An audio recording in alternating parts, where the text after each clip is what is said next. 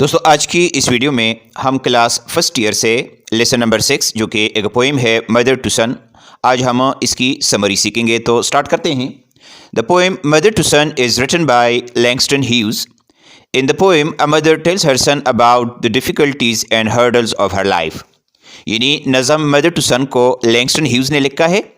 इस नज़म में एक माँ अपने बेटे को अपनी ज़िंदगी की मुश्किलात और रुकावटों के बारे में बताती है।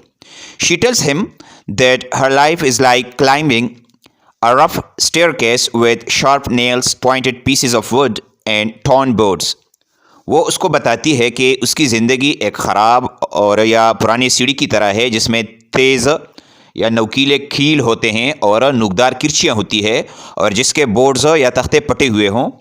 She tells her son that she has been climbing this staircase all her life. She never stopped her journey even when it was hard.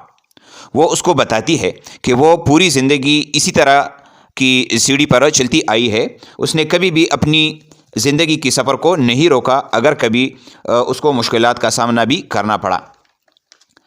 She advises her son not to lose courage even if life is tough and always keep going forward just like she has been doing. वो अपने बेटे को नसीहत करती है कि अगर कभी ज़िंदगी मुश्किल दिखाई दे तो फिर भी अपना हौसला न खोना और बिल्कुल उसकी तरह हमेशा आगे बढ़ते रहना। She wants him to know that life is not always easy, therefore continue your journey like a brave man. वो उसको ये समझाना चाहती है कि ज़िंदगी हमेशा आसान नहीं होती, इसीलिए एक बहादुर आदमी की तरह अपनी सफ़र को जारी रखो।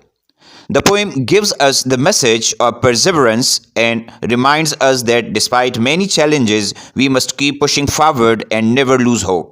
नज़म हमें साबित कदमी का पैगाम देती है और हमें ये याद दिलाती है कि बावजूद मुश्किलात के हमने आगे की तरफ जाना है और उम्मीद को नहीं खोना है।